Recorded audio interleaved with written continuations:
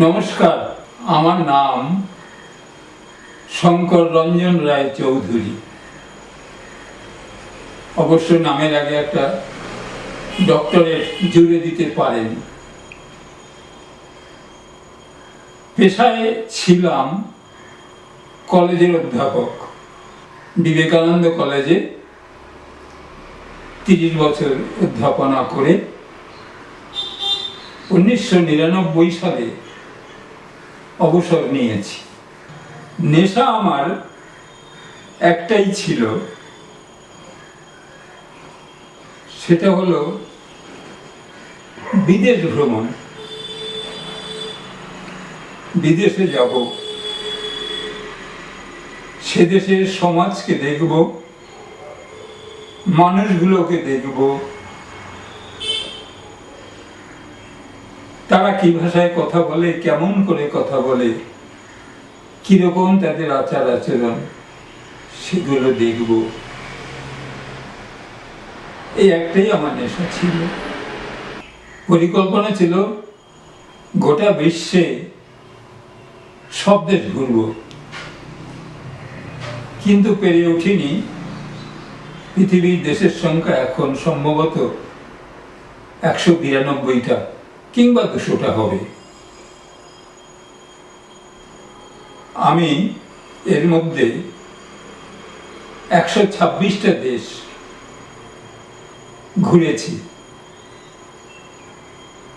বাকি কটা পরে রইল, আর শেষ করতে পারলাম না।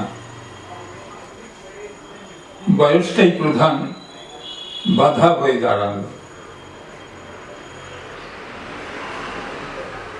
এই দেশগুলো ঘুরে, প্রত্যেকটা দেশ ঘুরে ঘুরে এসে আমার ছাত্রছাত্রীদের সামনে বসে নানান প্রশ্নের মুখোমুখি হতে হয়েছে। কত তাদের আগ্রহ জানবার, তাদের শখ আমার মতন বেড়াবে, কেমন করে বেড়াবে, পরামর্শ চেয়েছি।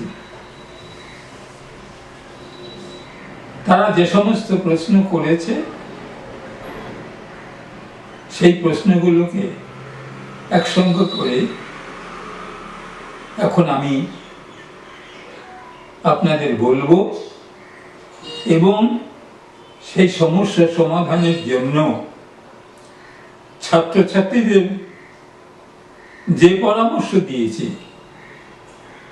ঠিক সেই পরামর্শই আজ আমি দেব। অনেক সমস্যা বিদেশ ভ্রমণের। সব থেকে প্রধান সমস্যা হলো আর্থিক সমস্যা। সকলেরই প্রশ্ন, ওরে বাবা, কত টাকা লাগে, এত টাকা কোথায় পাবো, কি করে যাবো একটু বিদেশ দেখতে। একটা কথা বলি, মনে রাখতে হবে, বিদেশ ভ্রমণের জন্য টাকা পয়সাটাই একমাত্র সমস্যা নয়। শুধু টাকা পয়সার সমস্যা নয়, তার সঙ্গে আরো অনেক কিছু আছে। এবং টাকা পয়সা কখনো বাধা সৃষ্টি করতে পারে না। আমি তো উদ্বাস্তু হয়ে কলকাতার শহরে এসেছিলাম 1947 সালে। মা বাবা সমস্ত সম্পত্তি সেখানে ফেলে রেখে একেবারে নিঃসম্বল হয়ে এসেছিলেন।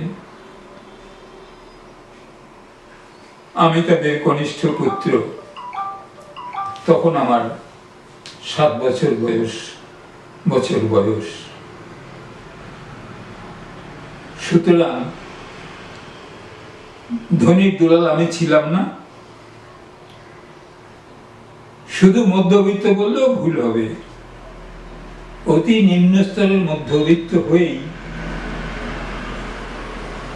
চাকরি পাবার আগে পর্যন্ত আমাকে জীবন কাটাতে হয়েছে।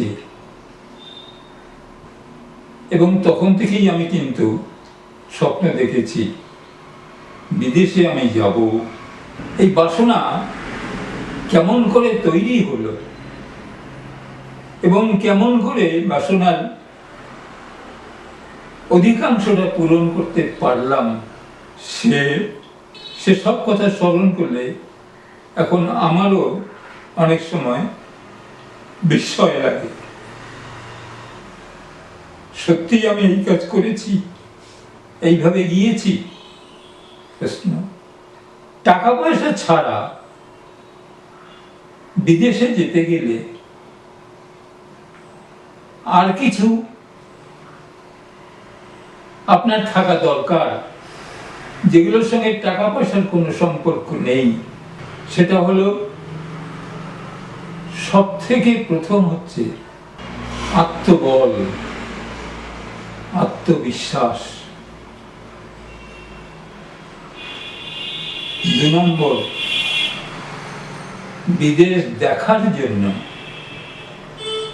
শুধু দেখার জন্য। বিদেশ থেকে অনেক কিছু কিনে নিয়ে আনলাম মানুষকে দেখাবার জন্য, তা নয়, দেখার জন্য, জানার জন্য। বিদেশ ভ্রমণের অদম্য আকাঙ্ক্ষা থাকা দরকার। তৃতীয় হচ্ছে মনোবল, সাংঘাতিক মনোবল দরকার। যার অর্থবল নেই তার মনোবল হচ্ছে প্রধান সম্পদ। কিরকম মনোবল? বিদেশ ভ্রমণের জন্য মনোবল একটা ছোট্ট দৃষ্টান্ত দিলে খানিকটা বুঝতে পারবেন। আমি প্রথম আমেরিকায় গেছি, প্রথম বিদেশ ভ্রমণে বেরিয়েছি একা। সান ফ্রান্সিসকো এয়ারপোর্টে বসে আছি ইমিগ্রেশন সার্টিফিকেট পাওয়ার আশায়। অনেকক্ষণ বসে আছি, হঠাৎ দেখি সাদা জামা প্যান্ট পরা এক ভদ্রলোক আমার দিকে এগিয়ে আসছেন। আমি দেখে বুঝলাম কাস্টমসের অফিসার হবে। আমার দিকে কেন? কিছু দোষ করলাম? কিছু ভুল করলাম? মনের মধ্যে একটা অস্বস্তি। ভদ্রলোক আমার কাছে এসে বললেন, আপনি আমাদের একটু সাহায্য করবেন? আমি তো মনে মনে অবাক।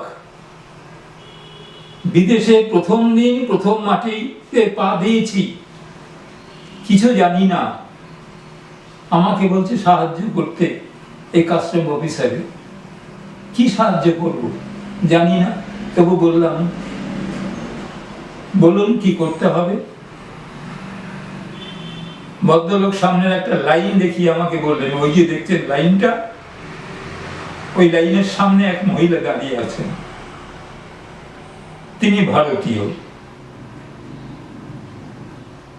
তিনি একটুও ইংরেজি বলতে পারেন না, অথচ তার কাছ থেকে কিছু না জেনে আমরা তাকে ছাড়তেও পারছি না।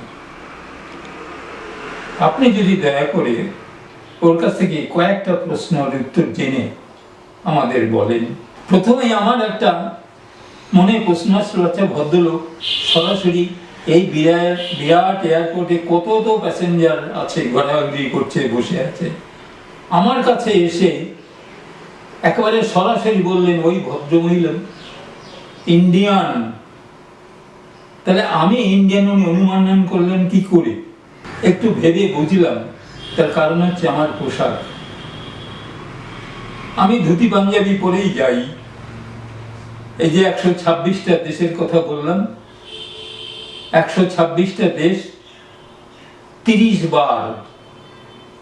বারে 126টা দেশ, 27 বছরে, 1987 সাল থেকে 2016 সাল পর্যন্ত 27 বছরে 30 বারে আমি 126টা দেশ দেখেছি, সব ধুতি পাঞ্জাবি পরে।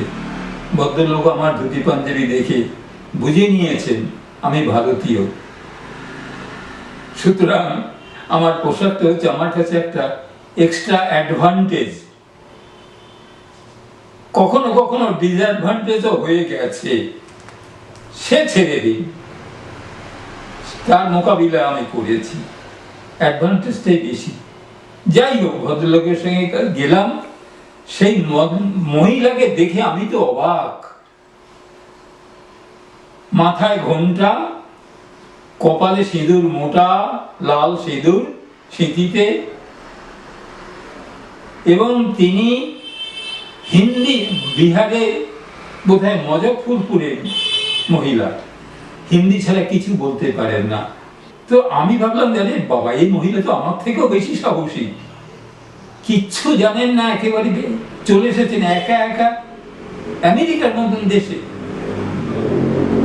যাই হোক, আমি তার কাছ থেকে কিছু প্রশ্ন উত্তর জেনে নিলাম, যেমন করে আমাকে ওই কাস্টম অফিসার বলেছিলেন সেই অনুসারে জেনে নিলাম। জানা মানে কি, ওরা জানতে চায় মহিলা ফেরার টিকিট আছে কিনা, এখানে কোথায় থাকবে, কে তার খরচা দেবে, এই ধরনের সব প্রশ্ন, সবগুলো জেনেই তাকে বললাম। এই মহিলার মতন আত্মবিশ্বাস সবার থাকা দরকার, যে পারবো, বিদেশ ভ্রমণ করতে পারবো, বেরিয়ে পড়তে হবে, এই বেরিয়ে পড়ার সাহসটা থাকা চাই, সব থেকে প্রথম। এইবারে আসা যাক, কি কি সমস্যার সমাধান করতে হবে বা প্রশ্ন জাগে যাদের বিদেশ ভ্রমণের বাসনা, তারা কিভাবে ভাবে। প্রথম হচ্ছে কোন দেশে যাব বা কোন কোন দেশে যাব, কিভাবে যাব, তার ব্যবস্থা কি করে হবে, সেখানে গিয়ে কোথায় থাকবো। বিরাট বিরাট হোটেল, 5 তারা হোটেল, এয়ার কন্ডিশন হোটেল, মেলায় ভাড়া, প্রচুর ডলারের দরকার। আমার মতন মানুষের থাকার ব্যবস্থা কি সে দেশে আছে?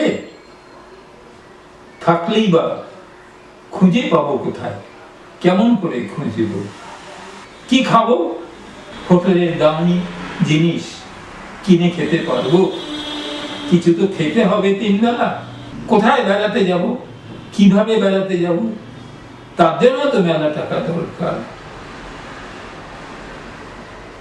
তারপরে হচ্ছে, যদি কখনো কোনো অসুবিধে পড়ে যাই, তখন আমাকে কে রক্ষা করবে, তার ব্যবস্থা আমি কি করব। এইসব প্রশ্নই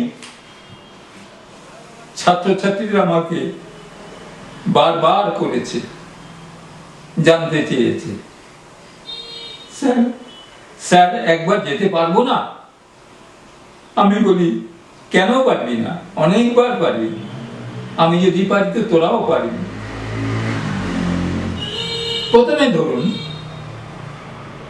কোথায় যাব, কোন দেশে যাব, আপনার মনের বাসনা যে দেশে যাবার, আপনি সেই দেশের ম্যাপটা খুলে বসুন, শহরগুলো বা জায়গাগুলো বেছে নিন, কি কি দেখবেন ঠিক করে নিন। এইবারে বাছা না হয় হলো, লন্ডন যাব কি নিউ ইয়র্ক যাব কি টোকিও যাব কি পার্থ যাব কি মস্কো যাব, যাই হোক, যেখানেই হোক, আপনার প্রাণ যেখানে চায় সেখানে। প্রথম সমস্যা হচ্ছে ভিসা। ভিসা মনে রাখবেন, কলকাতাতে বহু বিদেশে রাষ্ট্রদূত অফিস আছে, সবই দিল্লিতে না। কলকাতাতে যেসব দেশে রাষ্ট্রদূত অফিস আছে, সেই সব দেশগুলো ঘুরতে পারলেই আপনি মনে করবেন আপনার জীবন সার্থক হয়েছে। কিন্তু ভিসাগুলো আপনাকে নিজেকে করতে হবে, ট্রাভেল এজেন্টের কাছে গেলে হবে না। আমি ট্রাভেল এজেন্টের কাছে যেতে হয়েছে আমাকে কখন, যেসব দেশে রাষ্ট্রদূত অফিস কলকাতায় নেই, একমাত্র দিল্লিতে, সেই সব দেশে ভিসা করাবার জন্য আমাকে ট্রাভেল এজেন্টের কাছে যেতে হয়েছে। অন্যান্য দেশের ভিসা কলকাতাতে আমি নিজে গিয়ে ব্যক্তিগতভাবে গিয়ে ভিসা করেছি। দ্বিতীয় হচ্ছে যে সে তো না হয় হলো, ভিসা হলো, এবারে যাব কিভাবে? স্বাভাবিকভাবে প্লেনেই তো যেতে হবে, প্লেনের টিকিটের জন্য ট্রাভেল এজেন্টের কাছে যেতে হয়। কিন্তু মনে রাখবেন, সব দেশের জন্য না। যেসব দেশের টিকিট ট্রাভেল এজেন্টের সাহায্য ছাড়া করা যাবে না, করা সম্ভব নয়, একমাত্র সেই সব দেশের টিকিট করার জন্য আমি ট্রাভেল এজেন্টের কাছে গিয়েছি। এছাড়া আর কখনো তাদের কাছে আমি যাইনি। এমনকি শুনলে অবাক হবেন, পৃথিবীতে এমন দেশ আছে যে দেশে রাষ্ট্রদূত অফিস ভারতে নেই। শুধু তাই নয়, কোনো দেশে নেই। তাহলে কি সেই দেশে যাওয়া যাবে না? নিশ্চয়ই যাবে। কেমন করে? ভিসা সংগ্রহ করে। আমি সেই ভিসা সংগ্রহ করেছি। বিস্মিত হচ্ছেন? বলবো কেমন করে সংগ্রহ করেছি, সেই উপায় বলে দেব। ধরুন, আমি একটা দেশের নাম বলছি, গ্রিনল্যান্ড। নিশ্চয়ই নাম শুনেছেন। পৃথিবীর সব থেকে বড় বৃহত্তম দ্বীপ। নিশ্চয়ই মানচিত্রের অবস্থানটা দেখেছেন। নিশ্চয়ই জানেন এই গ্রিনল্যান্ডে সারা বছরই বরফ জমাট হয়ে থাকে। মাত্র সমুদ্র উপকূলে গোটা 4-5 শহরে মানুষ বাস করে, আর কোথাও মানুষ বাস করতে পারে না। গ্রিনল্যান্ডে রাষ্ট্রদূত অফিস ভারতে কোথাও নেই। আপনি ট্রাভেল এজেন্টের কাছে যান, বলুন গিয়ে আমাকে গ্রিনল্যান্ডের ভিসা করে দিন। তারা অবাক হয়ে বলবে, গ্রিনল্যান্ড? আমাদের কাছে তো কেউ কখনো চাইনি, আমরা জানি না। এই রাষ্ট্রদূত অফিস কোথায়? কলকাতায় তো নেই, দিল্লিতেও নেই, কোথা থেকে আমরা জানি না। আমি জেনেছি, নিজের চেষ্টায় জেনেছি, এবং ভিসা সংগ্রহ করেছি, এবং সেই গ্রিনল্যান্ডে গিয়েছি, এবং সেই 4-5টা শহরে, সেই বরফের মধ্যে, যেটাকে আমরা জানি ইগলু, যদিও এখন সেই ইগলু নেই, কিন্তু সেই ইগলুবাসীরা আছে, তাদের বংশধরেরা আছে, তাদের সঙ্গে, সেই পরিবারের সঙ্গে আমি কাটিয়ে এসেছি সপ্তাহখানেক। কেমন করে সম্ভব হলো? সম্ভব হলো এই কারণে, ওই অর্থ ছাড়া আমার আর একটা সম্বল আছে, সেটা হচ্ছে আত্মবিশ্বাস। আমি করবই, আমি পারবই, এই জেদ আমার কাছে ছিল। এবং সেই জেদের জন্যই আমি জানতে পেরেছি কিভাবে গ্রিনল্যান্ডের ভিসা করা যায়, কিভাবে সেই দেশে যাওয়া যায়, কোথায় সেই দেশের প্লেনের টিকিট পাওয়া যায়, সব আমি জেনেছি। অসম্ভব কিছু নয়, সবকিছু পারা যায়। সেই ছোটবেলায় একটা কবিতা পড়েছিলাম, পারিব না এ কথাটি বলিও না আর, কেন পারিবে না তাহা ভাবো একবার। ওই লাইন দুটো আমার মন্ত্র শক্তি, কেন পারিবি না তাহা ভাবো একবার। পেরেছি আমি অনেক অধ্যাবসায় সাহায্যে, অনেক চেষ্টার সাহায্যে আমি অসম্ভবকে সম্ভব করেছি। এক। দুই হচ্ছে আত্মসংযম। অসাধারণ আত্মসংযম আমার আছে। কিরকম? একটা ছোট্ট নিদর্শন দিলে তোরা ছেলেমেয়েরা বুঝতে পারবি, আমি ছাত্রছাত্রীদের বলছি, তোরা বুঝতে পারবি যে আমার কিরকম আত্মসংযম আছে। জানিস, প্যারিসে যাচ্ছি প্লেনে, এয়ার হোস্টেসরা খাবার নিয়ে এসেছে, খাবার দিয়ে গেল, সেই সঙ্গে একটা করে বোতল সবার হাতে দিয়ে গেল। আমি বোতলটা ঘুরিয়ে ফিরিয়ে দেখি, তার মধ্যে লেখা রয়েছে একটা মদের নাম। জল কাউকে দেয়নি, মানে কেউ জল খায় না, এই মদটাই তাদের জলের কাজ করে। সমস্যা, আমি কি করব? আমি তো মদ কোনোদিন ছুঁয়ে দেখিনি, তার চেহারা কেমন হয়, রং কেমন হয়, আমি তাই জানি না। পাশের যাত্রীকে বললাম যে আচ্ছা এটাকে পাল্টে আমাকে জল দেবে না?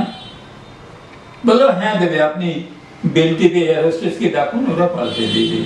আমি এয়ার হোস্টেসকে ডাকলাম, তাকে বললাম এটা নিয়ে যাও, আমাকে জল দিয়ে যাও, ফ্রেশ জল, এয়ার কন্ডিশনার জল নয়, নর্মাল ওয়াটার আমাকে দিয়ে যাও। সে এয়ার হোস্টেস মহিলা আমার দিকে হাঁ করে চেয়ে রইল মিনিট খানেক, মানে তার কাছে আমি এক বিস্ময়কর বস্তু। এরকম মানুষ পৃথিবীতে হয় যে মদের বোতল ফেরত দিয়ে বলছে জল দিয়ে যাও। ছাত্রদের জিজ্ঞেস করলাম তোরা ভাবতে পারবি, ওই লোক সামলাতে পারবি? ছেলেরা হেসে হেসে বলছে স্যার একটা বোতল আমাদের জন্য আনলেন না কেন? আমি বললাম এই আত্মসংযম রাখতে হবে, তা না হলে বিদেশে যেতে পারবি না, ধ্বংস হয়ে যাবি। পয়সা জোগাড় করে গেলেও পয়সার অপচয় করে আসবি, পারবি না। তারপরে তৃতীয় হচ্ছে যে কোনো অবস্থাতে, যে কোনো জায়গায় থাকার মতন মানসিকতা, মনোবল আমার যেমন আছে তেমন যদি তোদের থাকে, বিদেশ ভ্রমণের বাসনা তোদের পূর্ণ হবে। কিরকম? সেই গ্রিনল্যান্ডের কথাতেই ফিরে আসি। খেতে দিয়েছে না, খেতে দেওয়ার আগে বিকেল বেলায় বসে আছি, একটি ছেলে এসে ধপাস করে একটা জন্তু মাটিতে ফেলল। আমি তাকিয়ে দেখি ওটা হচ্ছে একটা শিল মাছ, শিকার করে এনেছি। বাড়ির মহিলা একটা ছুরি নিয়ে এলেন, তার পেট কাটলেন, থেকে ছাড়ালেন, টুকরো টুকরো করে কাটলেন। ওভেন আছে, গ্যাস ওভেন আছে, সেইখানে চাপালেন। আমি ভাবলাম যে সুযোগ, এরা কি করে রান্না করে সেটা দেখা যাবে। বসে আছি, বিরাট গামলার মধ্যে প্রচুর মাংস, বাড়িতে সদস্য সংখ্যা প্রায় আমাকে নিয়ে 5-6 জন হবে, তাদের উপযোগী মাংস সেদ্ধ হচ্ছে। সেদ্ধ হলো, নামালো, জল ফেলে দিল। এইবারে ভাবছি এবারে নিশ্চয়ই মশলা ফসলা দিয়ে রান্না করবে, দেখা যাক কি করে। আমি চেয়ে আছি, ভদ্রমহিলা করলেন কি, ওই মাংস টেবিলে, ডাইনিং টেবিলেই বসে আছে, ছেলে মেয়েরা সব, বাড়ির কর্তাও বসে আছেন, একটা করে ডিশ সামনে নিয়ে মহিলা ওই মাংস সবার টেবিলে একটা করে দিয়ে গেলেন। আমি ভাবছি বাবা এই মাংস কি করে খাবো? সকলে দেখি মাংস বড় বড় টুকরো দুহাতে ধরে এমনি করে করে খাচ্ছি। আরে কি করা যাবে? উপায় নেই, খাবো না বলতে পারবো না, না খেয়ে উঠে যাব, অভদ্রতা হবে, উপোস করে থাকতে হবে, খেতে আমাকে হবে। সুতরাং কেমন করে খাবো, এই খাওয়া আমার হজম হবে কি না, এসব ভাবার কোনো সুযোগ নেই। আমি ওদের মতোই কায়দায় খাওয়া শুরু করলাম, খেলাম।